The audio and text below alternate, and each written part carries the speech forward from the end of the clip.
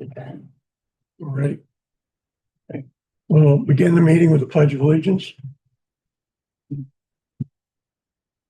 Pledge allegiance to the flag of the United States of America, to the republic for which it stands, one nation under God, indivisible, with liberty and justice for all.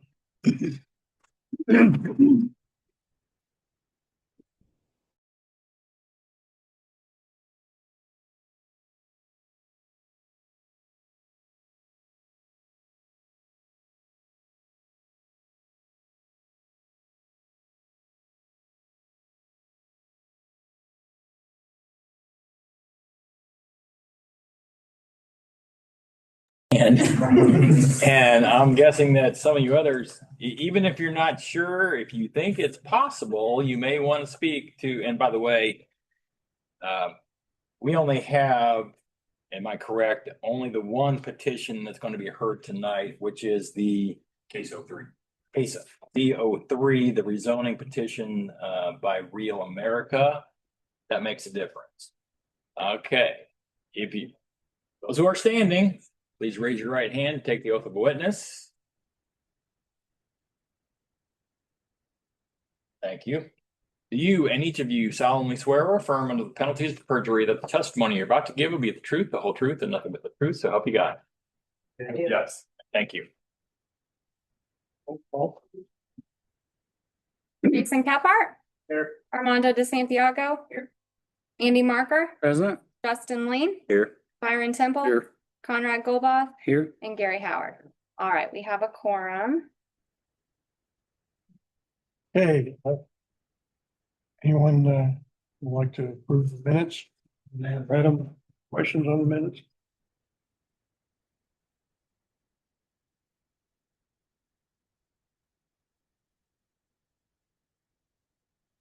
One from March 3rd.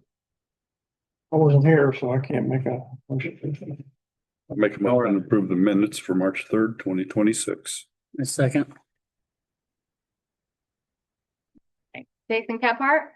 Yes. Armando DeSantiago. Yes. Andy Marker. Yes. Justin Lean. Yes. Byron Temple. Yes. Conrad Goldboth. Am I allowed to approve if I wasn't here? You are allowed to, but you don't have to. If you weren't there, we have enough votes to make it pass, so I would just abstain. Abstain. And then Gary Howard. Abstain. All right. Pass 5-2 abstain. New business, I understand, I just found out that the case 2826Z01 PUD is it's not gonna happen tonight. So based off of the rules and procedures, the petitioner's not here. Based off the language of the rules and procedures, a no-show is to be No, continued That's great. to the next regular scheduled meeting. Okay.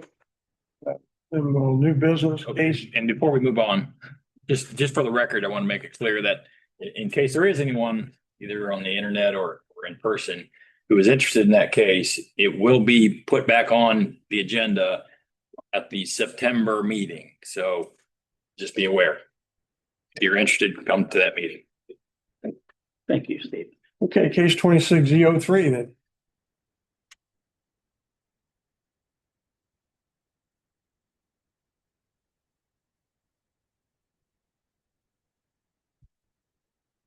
Good, everybody. I'm here to present case 2026-Z-03. The petitioner, Mr. Mike Surak with Real America. For the proposal, the petitioner is requesting a zoning map amendment of 20.8 acres from C2 commercial to PUD for the purposes of constructing a mixed-use development to include both commercial and residential use. The site in question here, the property is located generally on the west side of US 31, north of the gravel drive to the town of Whiteland wastewater treatment plant. There's no open vacant farm field right there just east of the wastewater treatment plant. That's what we're here to discuss tonight. History, the subject property is approximately 20.8 acres and currently it is zoned as C2 commercial. The parcel, at least with respect to documented aerial photos from 1998, has been agricultural and has not been developed to the knowledge of the Plan Commission staff. I put out the adjacent land use. Obviously, to the south is our jurisdictional line that turns into the city of Franklin's zoning, which it has a multitude. It has a residential use and then also commercial use. To the north is the Redwood PUD. To the east is C1, which would be US 31 property bordering. And then west, the current zoning is R1, but that is town property that houses the wastewater treatment plant. I have in here the ordinance references, resolution number 2025-03, the Town of Whiteland Comprehensive Plan, ordinance 2006-4, the Briar Hill PUD. I've included a site map to depict the area that we're kind of talking about. There's two parcels for the totality of the acreage, as said before. The next map is the future land use map. I will state that there is a blue star down there, but when I shifted the picture, the star didn't come along with it. So the area that we're talking about in the future land use map is this corner right here that is pink. Future land use map calls that to be commercial usage. Okay. The next page that you'll see, the petitioner has provided a conceptual plan to us, which shows there on the easterly portion of the property, 5.8 acres to be for commercial development. And then to the west of that shows the residential side of things. And then to the north right now is just sitting as green space for that one. And then we'll jump into the comprehensive plan review. With this, the comprehensive plan has identified the subject property for commercial. Chapter 4 of the comprehensive plan of land use states that US 31 is the main transportation corridor throughout the town, intersected by Whiteland Road and the Louisville and Indiana Railroad. This intersection holds the part of the downtown core and suburban shopping destinations, which provide commercial opportunities and entertainment options for town residents and those living in the surrounding region. Also included in that chapter 4 was the public input, which states that stakeholders expressed that limited undeveloped space in the town allows the town to be selective with development. That's depicted in the appendix pages 136 through 139. In chapter 4, the first goal to rectify the land use is Whiteland maintains a balanced mix of residential, commercial, and industrial uses while preserving our small town character and sense of community. With high demand for residential growth, the town can accommodate new multifamily developments in the central part of town, especially along major roadway corridors such as Main Street and US 31. Part of those strategies to meet those goals is update the zoning ordinance, subdivision control ordinance, and the zoning map to promote the recommendations of the Whiteland Comprehensive Plan. Goal 2 is promote development and reinvestment along US 31 that is appropriately buffered from adjacent residential areas. US 31 serves as a major commercial corridor for the town of Whiteland and adjacent communities. The town should actively promote redevelopment of commercial properties that are aging, visually unappealing, or vacant. And the implementation of that, Project 1, review and amend the zoning ordinance and zoning map to better reflect the goals and strategies of the comprehensive plan. Action items under that were 1, evaluate opportunities to amend the zoning ordinance and zoning map that will result in development and redevelopment projects that support the goals of the comprehensive plan. Chapter 9, which discusses housing in the comp plan. The vision for housing, Whiteland is a community of neighborhoods that includes diverse and attainable housing options for all life stages.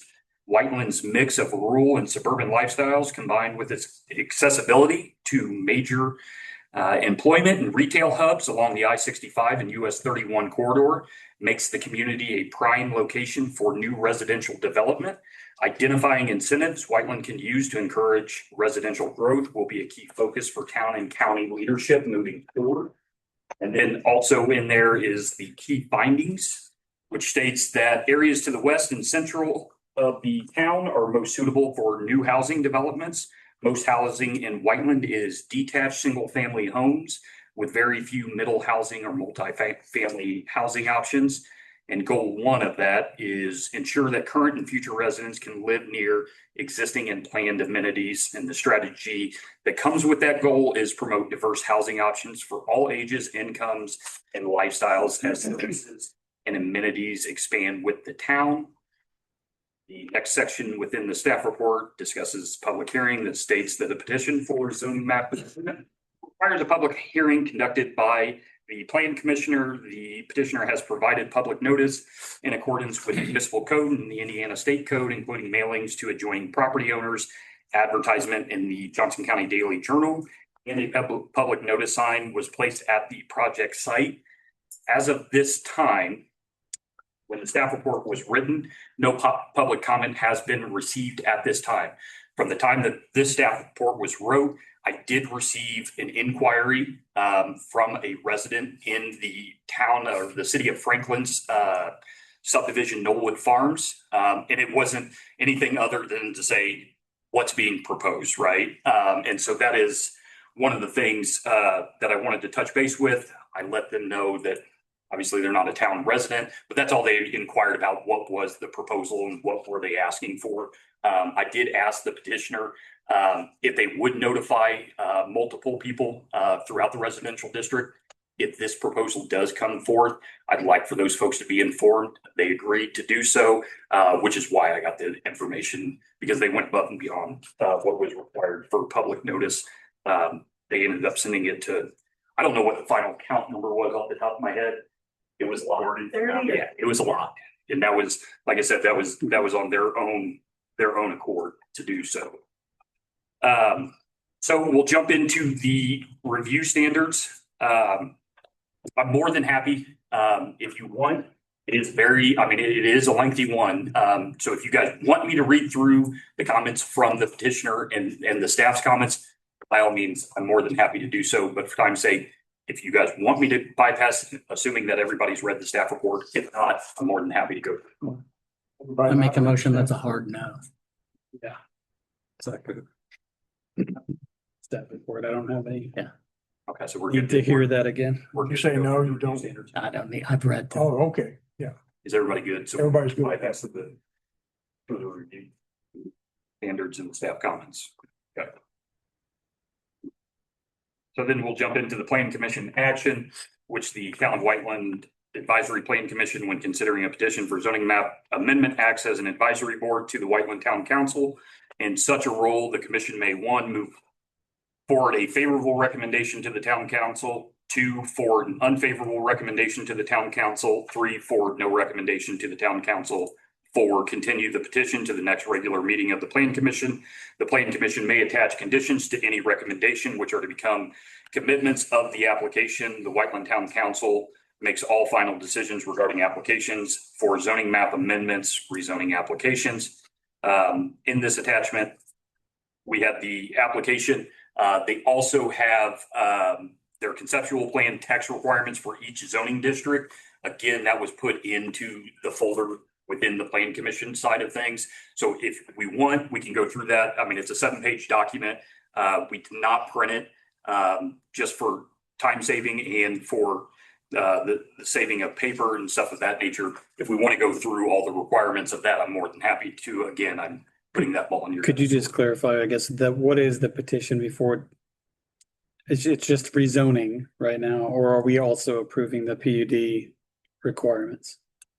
Well, at this point, it would, yeah, you are doing a rezone with the commitments into the text amendment for the standards. So my view is that it includes all of it. Correct. Okay. That's my interpretation as far as I've seen. When we bring you to PUD, it would take in what these zoning commitments would. We would still have an opportunity to view the final PUD, what they would like to do finally, or this would be. It's a multi-step process, but this, more or less, it's two phases. First is getting approval of the concept plan and any details associated with that and particularly what types of uses are permitted. And if there's any alterations to the development standards, those would occur as part of the approval of this PUD concept plan that's presented to you tonight. They'll later have to come back with a detailed plat effectively that you'll then review and make sure that it complies with the original plan that you're presented tonight. I got a question. Why a PUD? Why not just zone the areas, the specific areas to the zone that they're supposed to be? I mean, potentially they could, but the idea behind a PUD, right, is when we have multiple zoning districts within one platted parcel. My thought is maybe they won't, maybe they will, is when this comes about and you want to have multiple different styles of uses, you want to have commercial, residential types of uses on one parcel. The best use for that is a mixed use style of PUD, which allows, and within their text amendment, they do call out permitted uses for certain blocks, as they're calling it right now, for the residential block, the commercial block, and things of that nature. That's what they're doing. But to me, this is what a PUD's intent is for, when you have multiple different styles of uses that would never conform to one underlying zoning district outside of going through and parceling or platting every single individual lot. And then we come to you and say, well, they want C1 for this plat or this lot, C2 for this lot, residential 1 for this lot. By putting it into a mixed use, we can cover the basis with everything that's on the plotted piece of dirt. And like I said, I'm more than happy to go through the types of uses that they've stated out for their blocks, and all of the commitments that they have throughout there.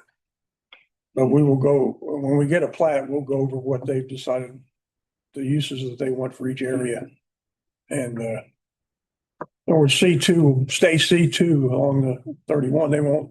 Yeah, so change. that is what they proposed, is the commercial frontage would have the underlying zoning requirements as what we already do for C2. So that part of it wouldn't change. R1 or their residential district does call out. There are some things in here that I've even talked about as far as conditions, some things that I would like to see put into this document as a condition on your guys' approval or disapproval going forward. But yeah, I mean, you guys can stick any condition that you would like to send up to the council as well. And the future mixed use may very well not be committed to at the time, right? Yeah. It may still, which was the reason for that, yeah. Thank you.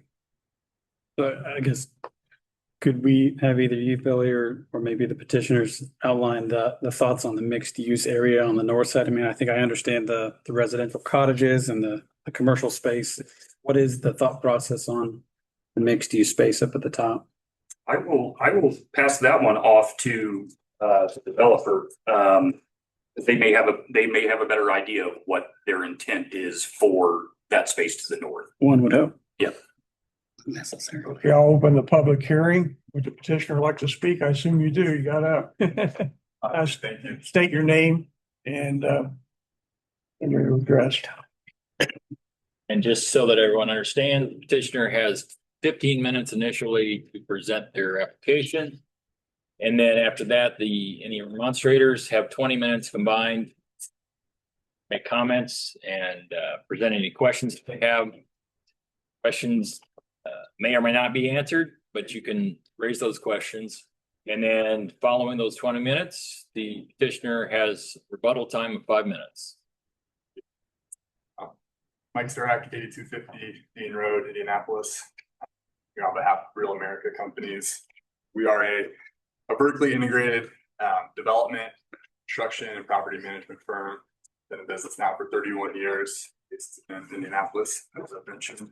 I think Billy honestly did a very good job summarizing why we're here tonight, talking about the long-term growth of this particular development site. We've been looking, and we have built in Johnson County in the past before, but it's been some time. We've been searching for a cottage-style senior apartment development site. So this particular one we've been working on since about February.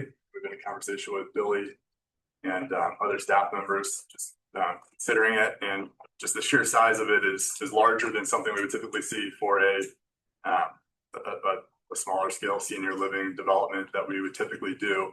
But it really presented a lot of opportunities, not only for a lower density apartment style development like what we have proposed on the residential piece, but also the creativity around the outlots along 31. And so after we really dug into the comp plan that, as Billy mentioned, lays out a lot of the goals for the town, we saw a lot of opportunities. So we have experience in self-storage development, single tenant, daycare, medical office use, but really our primary core business is residential development.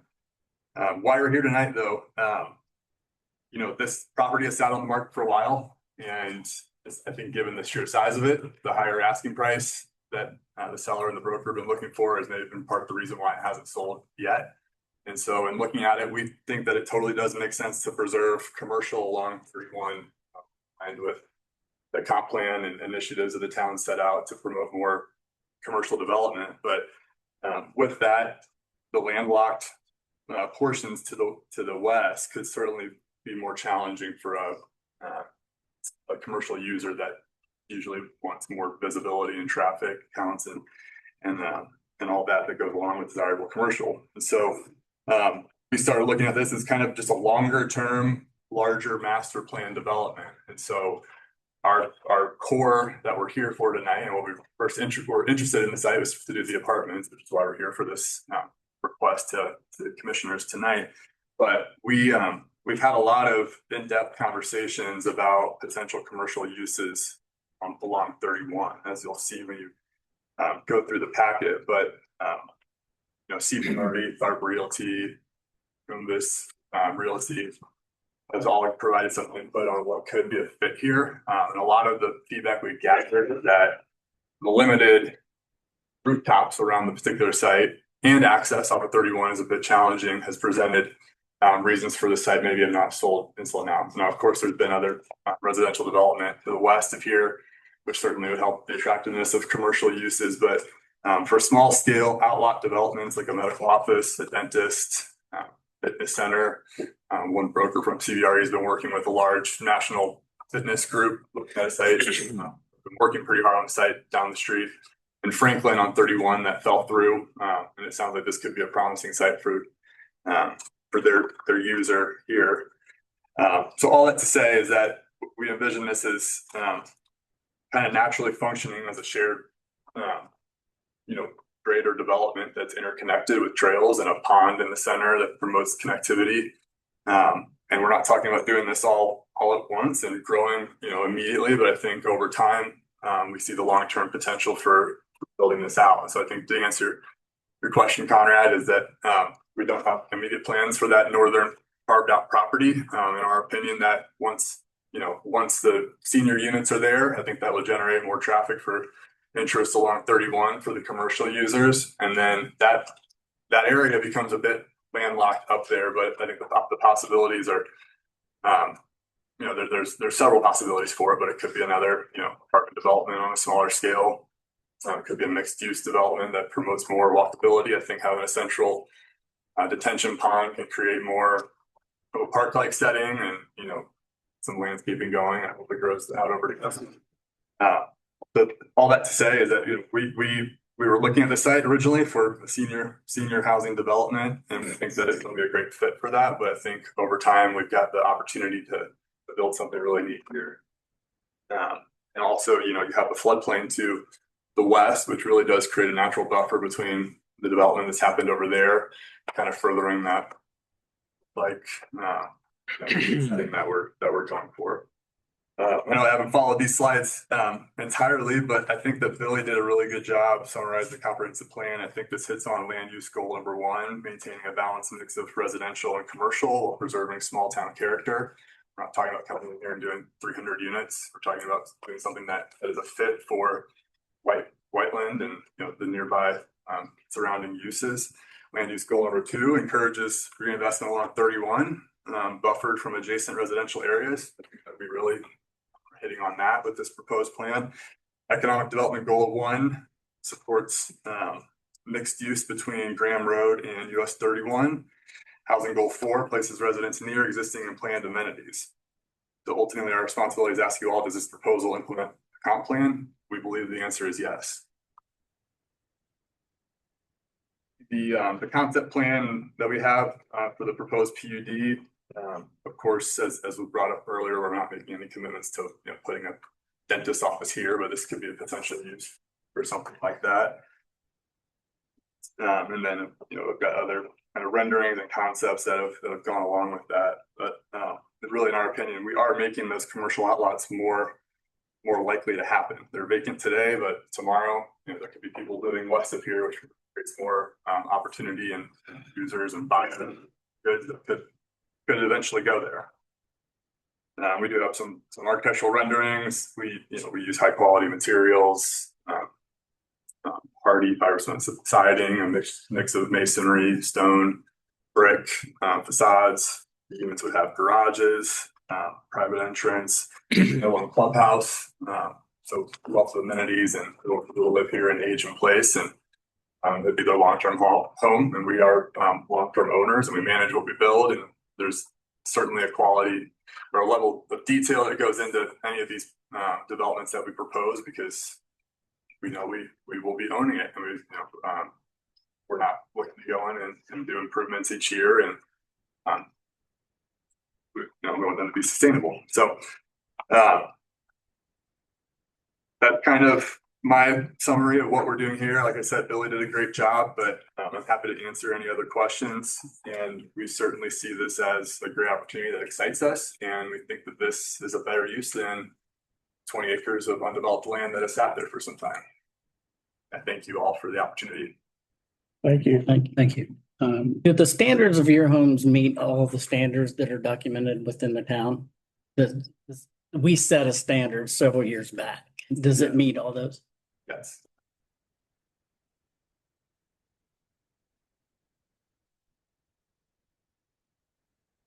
This one road here on the south side that goes across, that's America Lane, you have it on there. But place It can be anything, but we got from America. Does that parallel the gravel road that goes back to the? that is where the gravel currently is. So Oh, okay, so that's where there's be some.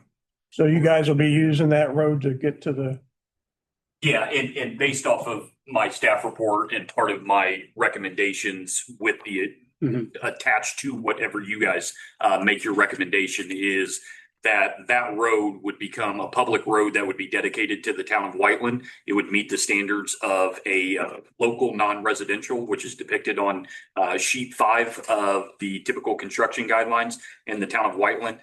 We went back and forth over it internally as to what we would like to see there as well. Would we prefer a concrete road? Would it be fine with just an asphalt road with curb and gutter with it?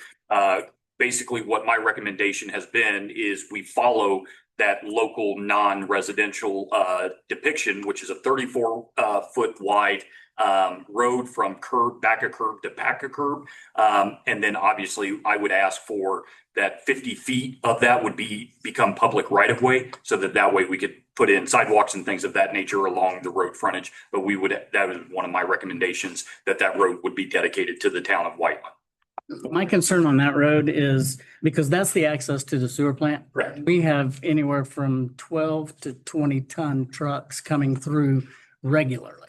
So does this meet the standard of a major thoroughfare throughout this town, or is this, I don't know what the standard is for a residential road and for a main thoroughfare, but it needs to be beat.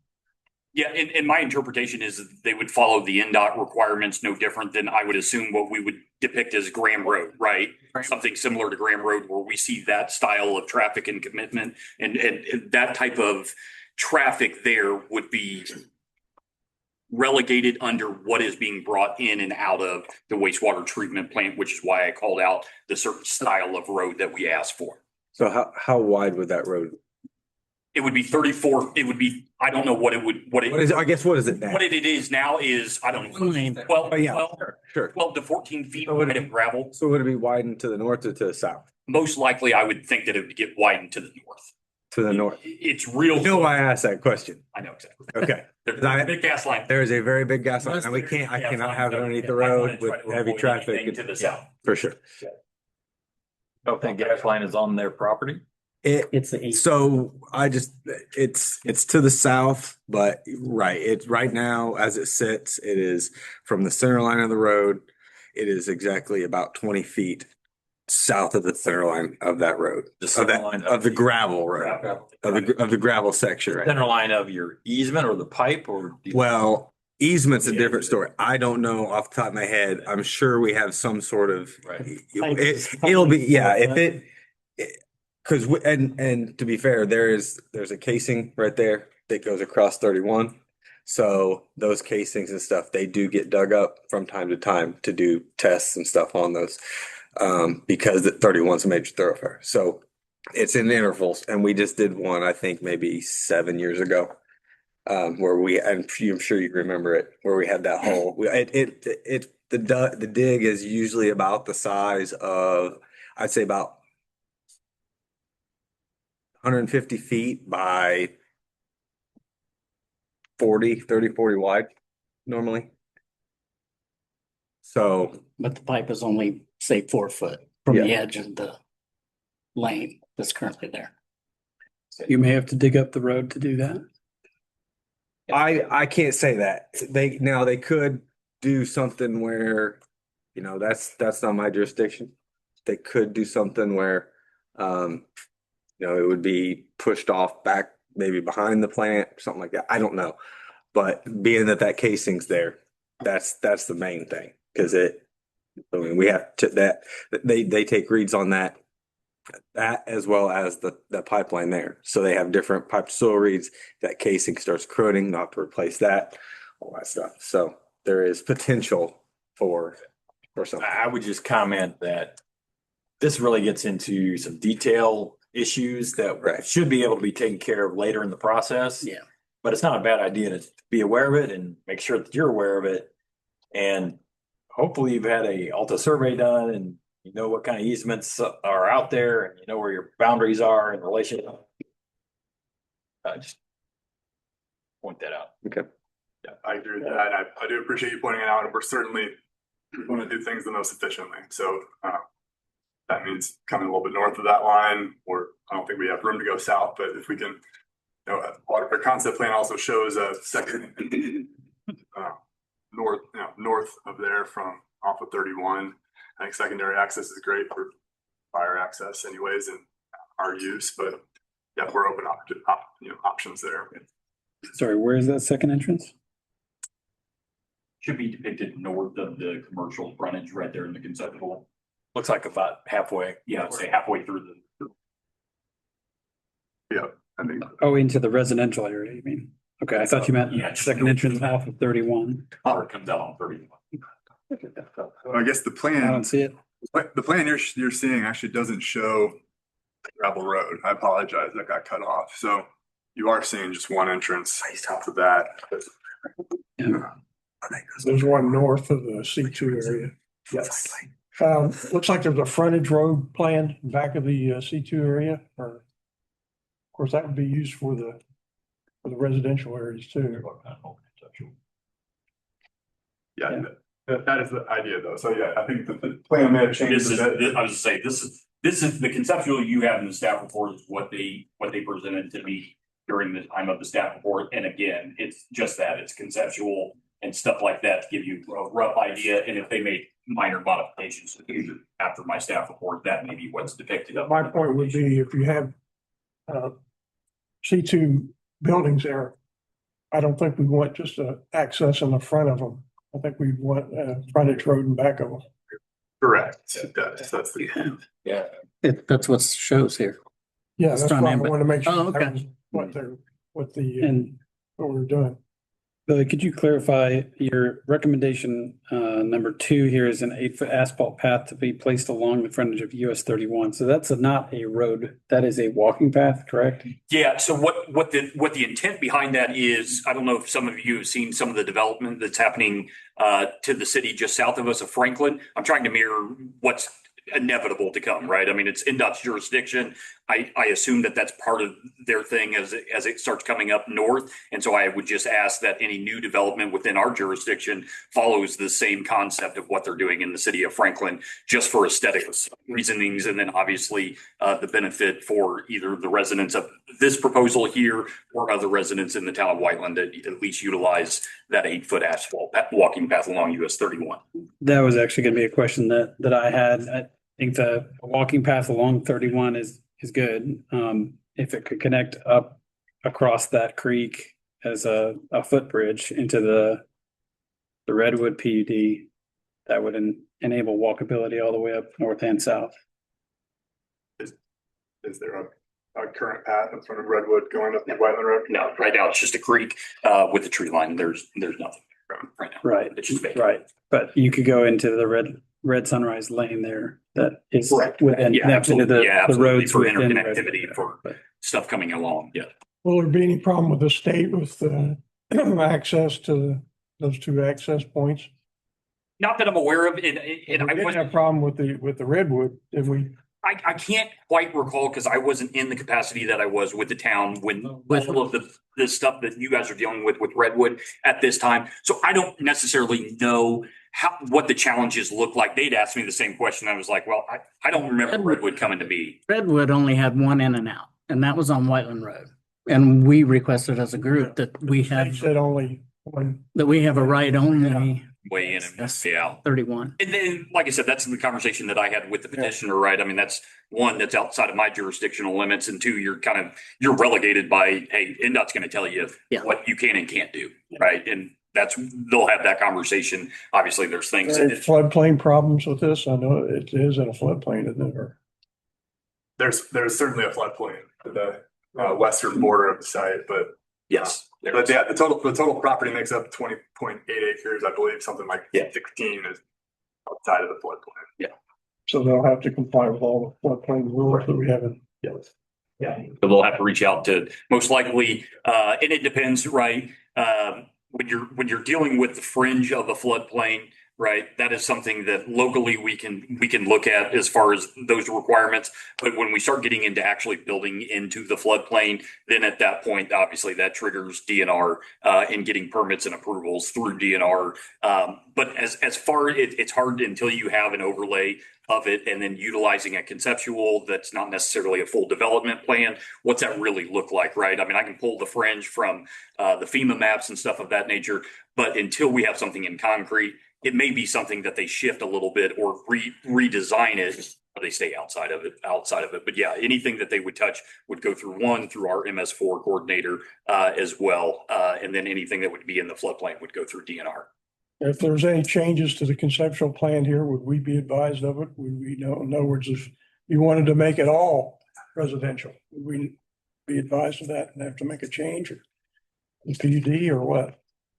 No, but My opinion would be if they wanted to make that all residential, that would be a significant variance from I their mean, I'd say, concept. yeah, and at that point, if what they're proposing here is a total change, then to me, that would be a major difference that I would bring them in front of you guys again and Right. say, hey, this is what, for the portion of the rezone petition, this is kind of the conceptual they gave you. Now that they got the rezone, all of a sudden they say, we want to turn it 100% into residential.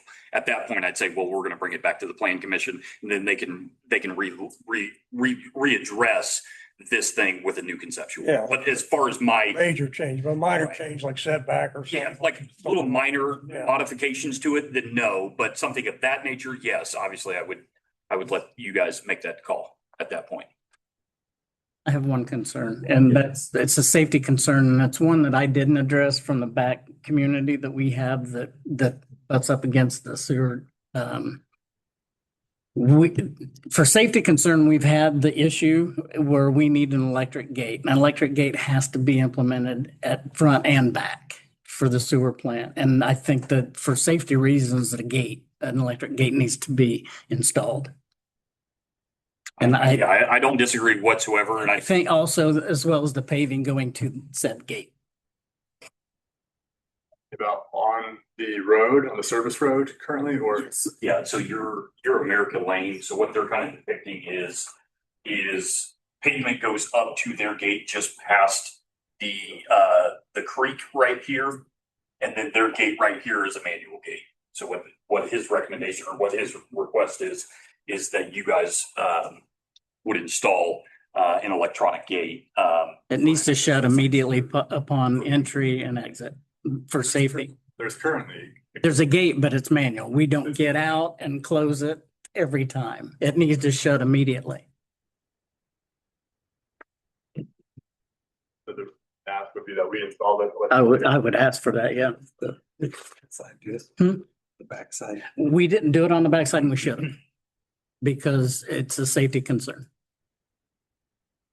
I'm sorry, I haven't seen staff report, but what's the proposal really on paving that road? Is there?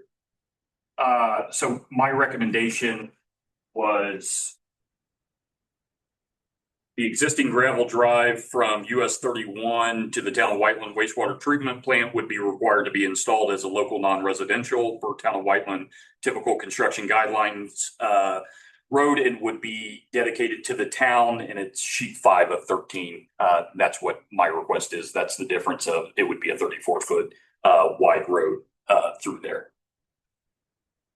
Do you have a spec on what that electric gate looks like? Oh, I don't have any, I just know, I know we've had a lot of issues with people coming in to a sewer plant. And if you know anything about a sewer plant, it's a highly dangerous place for children and or elderly to come into. And for liability's sake, that needs to close upon exit and entry of every vehicle that ever comes to it, as if residential is up against it. We'll agree to do that. Since we're talking about the staff recommendation commitments, there's like 7. And I just wanted to make sure that either you were aware and those were acceptable, or if you have any issues, let us know. And then finally, make sure that you do know what those are. And Billy was reading some of it. I don't know if you read the whole thing. I kind of got cut off, and I was like, man, I didn't even get to my staff's recommendation, and I wanted that before he got jumped into his thing, so you could at least have some time to take a look at it. So I'll just jump right in. Hopefully, this doesn't kick into his 15-minute time for his presentation. But here's the staff recommendation. At the time of this report, the staff recommends the commission forward a favorable recommendation to the town council with the following recommended commitments from the petitioner. Number 1 was the existing gravel drive that we talked about would be required to be installed as a local non-residential town. Number 2 is an 8-foot asphalt path would be placed along the frontage of US 31 throughout the length of the parcel. Number 3, keep in mind, this is relegated to NDOT. NDOT will say what they want and what they don't want. But what I've asked for is that A-cell and D-cell lanes shall be shown on the plans for US 31. Number 4, the petitioner must work with the town of Whiteland sewer superintendent, the building commissioner, and the town manager to determine a restrictive donation amount for the proposed offsite wastewater improvements in the town of Whiteland. Number 5 is all sewer equivalent domestic units or EDUs based off the ordinance 50.87 for the residential phase 1 would be required to be paid at the beginning of the development and not as they are constructed. As soon as we would break ground on building 1, if we knew we had 50 buildings, we know what that sewer cost is going to be. I would ask that monetary amount be submitted upfront instead of waiting, because if this project takes 2 years, that's 2 years that the wastewater treatment plant has to wait on those dollars to hit into their sewer fund. So I'd ask that those be provided upfront when we know the total number of dwelling units within the development. Number 6, require the commercial district proposal to mirror the C2 requirements of the current town of Whiteland zoning ordinance, which based off their text in one of their attachments, looks like it does follow the C2, but I want that to be outlined and said out loud on record. Number 7, include the following under non-permitted uses for the commercial district. One, motor vehicle sales and service. Two, motor vehicle service, including body shops, motor vehicle wash, or motor vehicle detail shops. And C, self-storage facilities. Those are the uses that I had at the time that I could think of. They have it in theirs, in their text amendment, to state that all uses permitted within the C2 commercial district except adult-oriented businesses, automobile salvage operations, heavy industrial uses, outdoor storage yards as a principal use. So those are the four that they've already called out within it. And then I'm asking to add the three that I had just mentioned in that. So those are the commitments that I'm asking for based off of your guys' recommendation to be tied to it. Am I able to comment? Yeah. Generally, I'm fine accepting that. The one that I will ask for the 8-foot asphalt sidewalk, that be installed when there's a proposed commercial development along 31 that goes in. Otherwise, we're building a sidewalk that, first of all, could impact the desirability of that site for a new user, could impact the drive lane or something like that. So I would ask that once there's a plan brought forward, that's, a real project for a commercial use there, that's when sidewalk then would go in.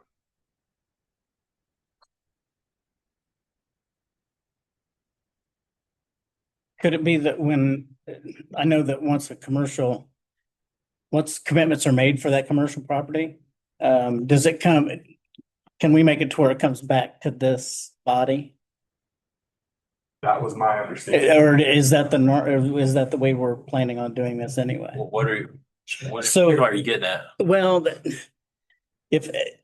I'm not sure about, I'm just trying to think, I'm thinking out loud, that if we give you the ability or you do not put the 8-foot walk in until that's put in place, and then you decide that you want a frontage road instead, I'm concerned that walking path will not happen.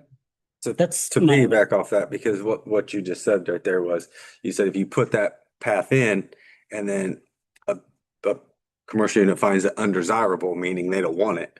So would you say, well, we don't want this anymore because we want this commercial unit instead? You see what I'm saying? Because that's what you did. That's what just came out of your mouth. You said if you build it and then somebody finds it undesirable, like what a person you're looking for it. Then I guess that's my point is, are you then saying, well, we got these guys, but they don't want this 8-foot walkway, so we're going to scrap it? I was saying that, how do we know right now that a Starbucks or a drive-through, it could be anything. How do we, I don't know that right now that user is going to want to have an asphalt sidewalk right there. They may want it eventually, but is that going to affect the way that they lay out their drive lane to get the, a drive-through window or something like that? That's what the point I was making is that. Right. So if they don't want it though, then it doesn't go in.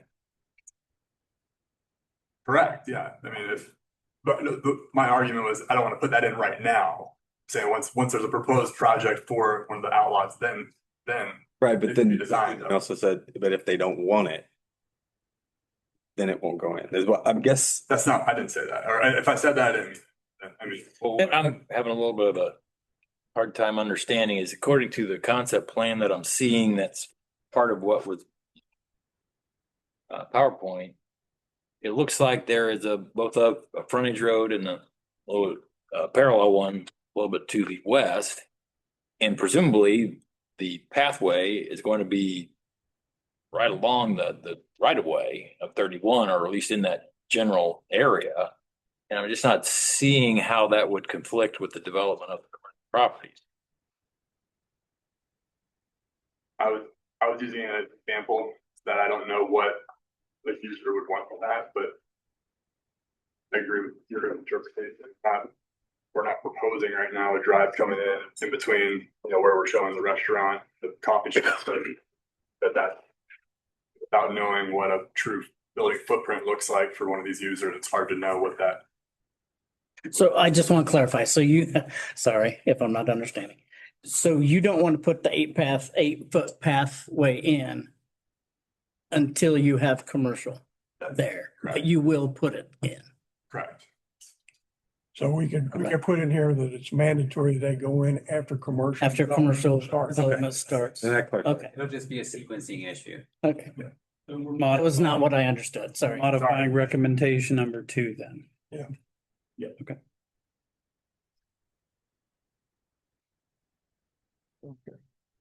Any other questions from the petitioner? Thank you, sir. Thank you. Appreciate it. Thank you. Is there anybody else who would like to speak in favor of the petition? Or against. Anyone against? All right, just Close the public hearing. thank you. Just for the record, you give a handout and some of the handout pictures I'm not seeing in the PDF materials that were online. And I just want to make sure, particularly that this drawing here, the conceptual, is that considered by you to be part of your concept plan? Which would be part of the zoning ordinance? It's our conceptual plan, this, Your master plan, conceptual plan. This is what you guys. this one that. Master plan What was on. concept. Correct, yeah, the one that. Was Billy within has, the In your presentation. packet, passed out. in your packet, yeah. Yes, in their packet. Yep. If you could email me a copy of this, that would be helpful. Right now. The one that you handed out today is more up to date than the one in the staff report. Correct. Thank you. Yeah, that's what I wanted, the handout. And Stephen, can you clarify what you were saying earlier about the PUD requirements? Because I was just looking through the concept plan text in the attachment on the SharePoint. And there's a lot of openness to those requirements, as in these things are permitted, but there's not a lot of requirements that I would see in there. So is that text going to come back to us for final agreement? Or is this? That is the text that you would be approving right now, and it will be incorporated into the zoning ordinance that the council will consider. And if it is approved, that will become part of the binding zoning requirements or standards that they have to abide by when they develop the property. Now, something to keep in mind is it should, and I haven't read through all of what they have submitted, but it should include referencing what zoning classification applies to what part of their 20 acres. And I think I did see a drawing that showed how that's broken up. I think it's the 3 different classifications, as I recall. And to the extent that there is anything not addressed or expressed in the PUD text, then our normal zoning ordinance requirements for those classifications apply. Okay. So it fills in the gaps. I guess the reason for the concern, just so that I'm speaking plainly here, is when I look at section 5, which is the architectural standards, it has things like the building shall be designed to reflect a residential village character, which I don't know what that means. That doesn't, it seems like a thing that could be interpreted in many different ways. And then it goes on to say the development may incorporate, and then it has a list of things. And it says permitted exterior materials may include, and then it has a list of things, but doesn't require anything. So we've had a lot of discussion in some previous sessions about the actual requirements and what we want buildings to look like in Whiteland. And I think that matters to this. I mean, I asked him the first question, does it meet the standards we have set as a town? And he said yes. Okay. And if it doesn't, you'll be hearing. Because to be honest with you, we have deviated from the standard on every development that's come here. It's not on the And list. It may include. But it's in the ordinance, it's in the document, what our town standard is for a home. Yeah, and if I can touch on it just a little bit. So just so everybody's kind of following certain things and I understand what Conrad is asking. And based off of their text amendment, right? Some of it is, one, it's either vague or it's not explicit, right? Which is what our zoning code does talk about. Now, one thing, I mean, they talk about maximum height, they say 1 story. To me, I would relegate that to a height. I don't know I mean, 1 story could be 60 feet as 1 story, right? I mean, instead of saying 1 story, that would be modified to match something similar to our residential district, which usually calls out max height to be 35 feet or 1.5 stories. But I would ask that there be a height limit set to that. Again, just to go kind of brush off of some of the ideas of this with the setbacks, what they're proposing on both of the residential districts based off the text, 30-foot front yard setback, 15-foot side yard setback, 20-foot rear yard setback. Very comparable to R3 standards. R3, 30-foot front yard setback, 10-foot side yard setback, 25-foot rear yard setback. So all intents and purposes, it does mirror that of the R3 residential. Parking, it does touch on that with 1.25 parking spaces per dwelling unit. One thing that I am on board with is don't have so much parking that gets unusable space that could be utilized in a more appropriate manner. Sometimes you see that with development where there's such a push for so much parking spaces per unit. 85% of that time, that parking lot usually, or that parking requirement sits vacant, right? So I agree with the 1.25. One thing that we don't talk about, and one thing to hit on with what Conrad was talking about, is just that the exterior uses, right? All of our zoning districts, we do have a certain percentage threshold that has to hit that number. Obviously, I've been to the BZA to talk about materials and stuff like that. So if we're talking about hardy board siding, a fiber cementous style of siding, myself, the BZA has voted numerous times that we interpret that to be of masonry product and material, so it would suffice. But that would be probably one of my other recommendations, is that there is that percentage threshold based off of this in the residential districts to say, hey, you want so much of it that faces a public right of way to meet a certain exterior requirement, and then the insides of it aren't relegated to saying, hey, you need 75% brick around the structure, but the ones that face the public right of way and stuff like that, you want it to be more stringent, more restrictive, because that's what folks are going to see from the public view is that material. So that would be my one thing that I would probably mention, that there probably needs to be some type of numerical value to that for the exterior. That's really the only thing that I see that isn't necessarily called out per R3 residential zoning districts in the town. Thank you. That's helpful. Yes. So should that be called out in our recommendation here? In other words, that must be, Yeah, absolutely. Because as we stated, right, when this gets sent up to the council and then say the council does approve it, this text goes along with it. And that would be the underlying zoning portion of it. And just for reference, just so we're talking,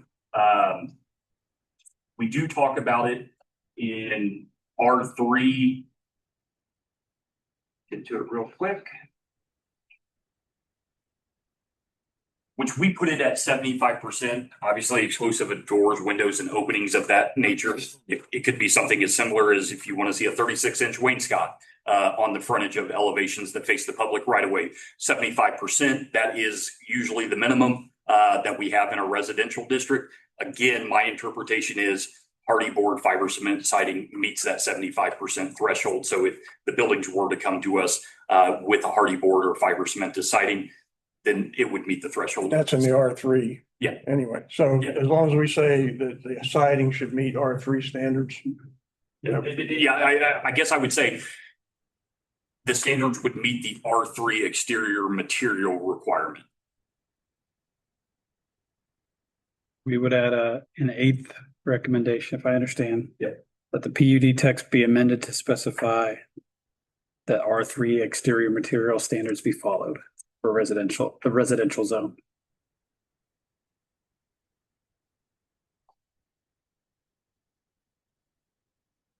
And real quick, for your own conceptual plan and text, you do cover that already, said it. It's mostly all fiber cement and stone veneer, correct? Correct.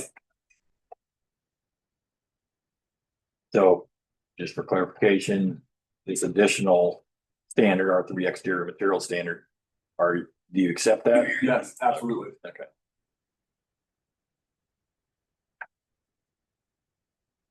I also see in the last paragraph of the text, it starts with approval of the Whiteland mixed use village PUD intended to authorize development consistent with the uses and standards established herein.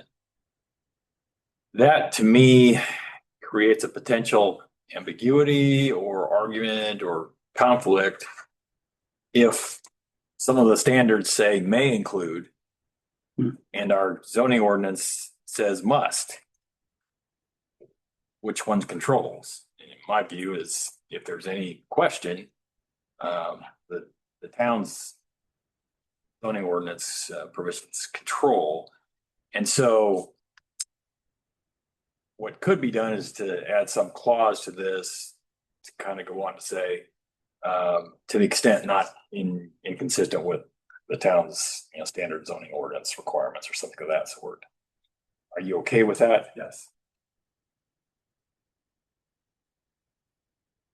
Is that in addition to the R3 material requirement? Yeah, that he that would met? be separate. Okay.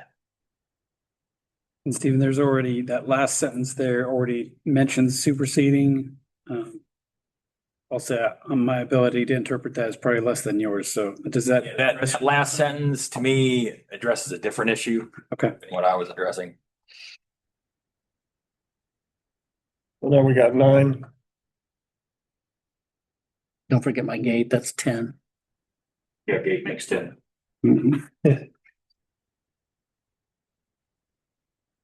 It's not my gate, my son, my bad. It'll be a beautiful. For the safety of your residents. Question on safe. Do you have any other properties that are like this where you have the senior mixed with a commercial in this type of concept? Or has it been one-offs that you've done? We have plenty of mixed use where we have ground floor, commercial or retail. Right now we're working on a development in McCordsville where it's got storage and then an outlot, which could be a user like we talked about here, but not currently open. But this would be more or less something unique for your guys' portfolio that you haven't done before. And in the grand master project, yes, but we've done standalone commercial, we've done standalone apartment development like this, but not on a 20-acre property like this.